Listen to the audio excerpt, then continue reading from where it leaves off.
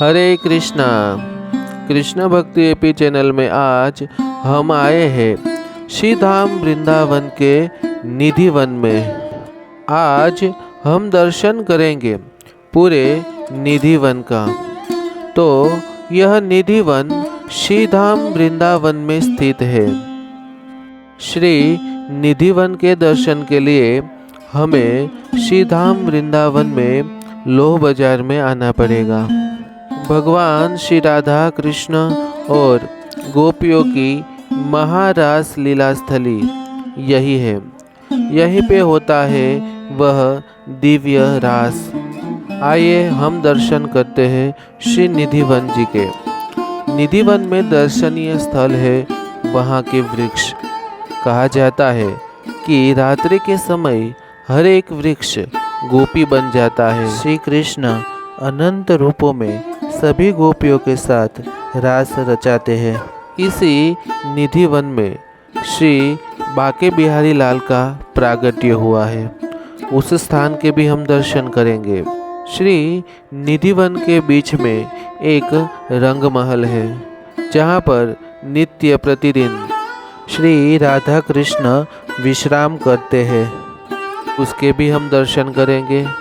उसके बाद श्री हरिदास जी की समाधि स्थली है और हम जानेंगे श्री हरिदास जी के बारे में जो स्वयं ललिता सखी के अवतार हैं। अभी हम प्रवेश कर चुके हैं श्री निधि वन में। यह रास स्थली है।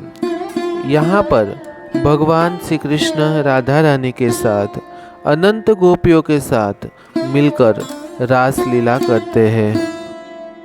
इस निधि वन में हम देखेंगे कि सभी पेड़ दो पेड़ आपस में लिपटे हुए हैं कि रात्रि के समय यह सभी वृक्ष गोपियों का रूप धारण करते हैं और साथ में होते हैं भगवान श्री कृष्ण।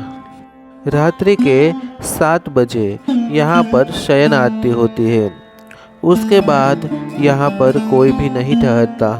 हमने यह भी सुना है कि रात्रि के समय अगर कोई व्यक्ति इस वन में रुक जाता है तो वह व्यक्ति अंधा हो जाता है, पागल हो जाता है या फिर उसकी मृत्यु हो जाती है। पूरे दिन पशु पक्षियों से भरा यह निधि वन रात्रि के समय संपूर्ण खाली हो जाता है। यहाँ के बंदर भी रात्रि के समय इस वन से बाहर निकल जाते हैं। अभी हम जिस स्थान का दर्शन कर रहे हैं वह है श्री बाके बिहारी लाल जी के प्रागट्य का स्थान। इसी स्थान पर से श्री बाके बिहारी जी का प्रागट्य हुआ है। इस दिव्य स्थान के दर्शन करके हम आगे बढ़ेंगे और आगे बढ़ के हम दर्शन करेंगे जहाँ पर है श्री ललिता कुआं। कहा जाता है कि रास लीला के समय भगवान श्री कृष्ण और राधा रानी को प्यास लगी। तभी श्री ललिता जी ने यहाँ पर अपने हाथों से यह कुंड का निर्माण किया था और भगवान को जल अर्पण किया था। यह है ललिता कुंड। ललिता कुंड से आगे जाते ही हमें यह निधिवन राज में अलग अलग लता पताओं के भी दर्शन होते हैं। यह कोई सामान्य लता पता नहीं है। यह है स्वयं भगवान श्री कृष्ण की परम प्रिय गोपीजन। ब्रजभूमि में हमें संतों के भी दर्शन होते हैं। उनको हमें प्रणाम करके उनके आशीर्वाद अवश्य लेने चाहिए। श्री निधि वन के थोड़े ही आगे हमें श्री गोपेश्वर महादेव के भी दर्शन होते हैं। कहा जाता है कि भगवान शिव भी गोपिका स्वरूप धारण करके इसी वन में भगवान के साथ रास लीला करने के लिए पधारे थे। के कारण उनका नाम गोपेश्वर महादेव पड़ा। निधि वन में हमें भक्तों की भारी भीड़ देखने को मिलती है। श्री निधि वन को वृंदावन के रहस्यमय स्थानों में से एक माना जाता है। यह सभी वृक्ष तुलसी के वृक्ष है। यह सभी वृक्ष साल में कभी भी आप जाए तो यह हरे भरे ही मिलते हैं। यह वृक्ष कभी भी सूखते नहीं हैं। अभी हम दर्शन करेंगे श्री रंगमहल का। यह वो स्थान है जहाँ पर भगवान श्री कृष्ण राधा रानी का श्रृंगार करते हैं, उनको सजाते हैं। श्री राधा कृष्ण अपनी रास लीला के दौरान इसी स्थान पर आकर विश्राम करते हैं। यह दिव्य स्थान है। इस मंदिर में भगवान के लिए उपयुक्त सभी वस्तुएं रखी जाती है। रात्रि के समय मंदिर जब बंद होता है तब उससे पहले यहाँ के पुजारी इस मंदिर के अंदर राधा रानी का श्रृंगार रखते हैं, जिसमें चूड़ियाँ, साड़ी, आभूषण वगैरह होता है। भगवान के शयन के लिए यहाँ पर पूरा बिस्तर सजाया जाता है। के साथ फूल, तुलसी पत्र, लड्डू, नीम का दातुन, पान बीड़ा और जल रखा जाता है। उसके बाद मंदिर को ताले मारकर बंद किया जाता है। रात्रि के समय कोई भी व्यक्ति इस मंदिर में नहीं ठहरता है। जब दूसरे दिन 7 बजे मंगला आरती होती है तब पुजारी गण आकर इस मंदिर को खोलते हैं और यहाँ पर हमें अद्भुत चमत्कार देखने को मिलता है। यहाँ पर रखा हुआ दातुन चबाया हुआ मिलता है।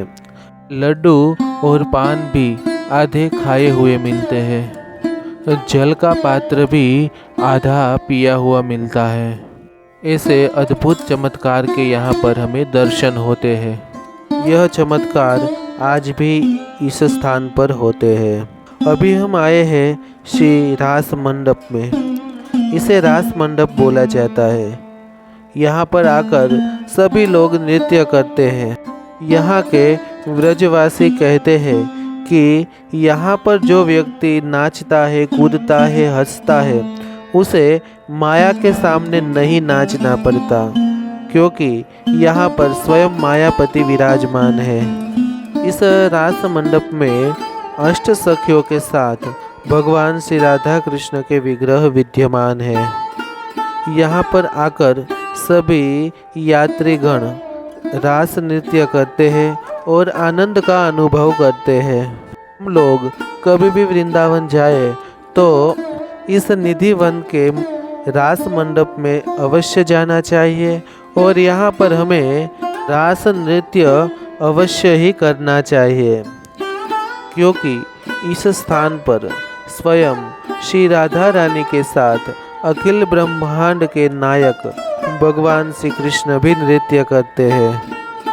श्री निधि वन के दर्शन करते ही हमारे मन को बड़ा ही आनंद मिलता है। हमारा मन प्रसन्न हो जाता है। आज भी हमें यहाँ पर भगवान श्री राधा कृष्ण और गोपियों की अनुभूति होती है। जैसे कि हमने कहा था कि यहाँ पर आकर नृत्य अवश्य ही करना चाहिए। यहाँ पर सभी भक्तगण भगवान के याद में नृत्य करते हैं, नाचते हैं, झूमते हैं। यहाँ आकर हमारे मन की सारी व्यथाएं दूर हो जाती है। हमारा मन शांत हो जाता है और हमें भगवान की भक्ति करने में बड़ा ही आनंद मिलता है। श्री निधि वन का यह अद्भुत स्थान है जहाँ पर हमें श्री राधा रानी बंसी बजाती हुई दिखती है। श्री राधा रानी श्री कृष्ण की बंसी को चोरी कर लेती है और इसी स्थान पर बैठकर उस बंसी का नाद सुनाती है। पूरे विश्व में बंसी बजाते हुए राधा रानी का दर्शन इसी मंदिर में होता है और कहीं पर भी नहीं। श्री ललिता जी और विशाखा जी राधा रानी के साथ यहाँ पर दर्शन देती है। यह स्थान श्री हरिदास महाराज की समाधि मंदिर का है। श्री हरिदास स्वयं श्री राधा रानी के सखी ललिता जी का अवतार थे। वृंदावन से आधे कोस दूर राजापुर गांव में इनका जन्म हुआ था। इनके पिता का नाम श्री गंगाधर और माता का नाम चित्रा देवी था। इनका मन संसार में बिल्कुल भी नहीं लगता था। 25 वर्ष की आयु में ही विरक्त की तरह घर छोड़कर श्री धाम वृंदावन में चले आए और यहाँ पर उन्हें श्री निम्बार्क संप्रदाय के संत श्री आशुधीर देवाचार्य जी से दीक्षा प्राप्त हुई और विरक्त वेश लेकर वृंदावन में ही भजन करने लगे। श्री निधिवन राज को ही अपना साधना स्थली बनाया था। श्री हरिदास जी इस निधिवन में बैठकर प्रभु का भजन करते थे। स्वयं श्री राधा रानी के साथ भगवान श्री कृष्ण बाल स्वरूप में आकर इनकी गोद में बैठ जाया करते थे। श्री हरिदास जी के बहुत शिष्य हैं। उनमें से एक शिष्य है तानसेन, जो अकबर के राज्य में नवरत्नों में से एक था। कहा जाता है कि स्वयं अकबर भी श्री हरिदास जी को मिलने के लिए आया था। अकबर ने हरिदास जी से कहा कि मैं आपकी क्या सेवा कर सकता हूँ। हरिदास जी बोले, मेरी तो कुछ नहीं, मगर अगर तुम सेवा करना चाहते हो तो वृंदावन के बंदर और मोर की सेवा करो। उन्होंने यह भी कहा कि श्री वृंदावन धाम में किसी भी पशु, पक्षी या वृक्षों की हिंसा नहीं होनी चाहिए। अकबर ने कहा ऐसा ही होगा और अकबर प्रति वर्ष 100 मन चने बेचता था वृंदावन के बंदर, मोर और हिरणों के लिए। बहुत ही चमत्कारिक लीलाएं श्री हरिदास जी की हमें सुनने को मिलती है। श्री धाम वृंदावन अद्भुत है और अद्भुत है यहाँ के संत। व्रजभूमि वृंदावन में आते समय हमें यह ध्यान रखना चाहिए कि कोई पशु, पक्षी, जीव और किसी भी वृक्ष को हमें हानि नहीं पहुंचानी है, क्योंकि हजारों साल तपस्या करने के बाद इनको श्री वृंदावन धाम में वृक्ष बनने का सौभाग्य मिला है। श्री वृंदावन धाम में आकर हमें कहीं पर भी कचरा नहीं फैलाना है।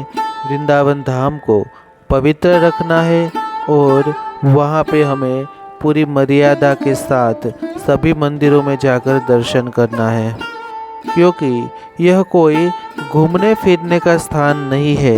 यह स्थान है स्वयं भगवान श्री कृष्ण का घर और यह है भक्तों के भजन करने की भजन स्थली। तो ऐसे दिव्य श्री निधिवन को प्रणाम करते हुए हम हमारी आज की यात्रा यहीं पर समाप्त करते हैं। अगर आप लोग इस चैनल में नए हैं तो मेरी इस कृष्ण भक्ति एपी चैनल को लाइक कीजिए, शेयर कीजिए और सब्सक्राइब कीजिए, ताकि ऐसे ही सुंदर वीडियो आप तक पहुंचते रहे। हरे कृष्णा।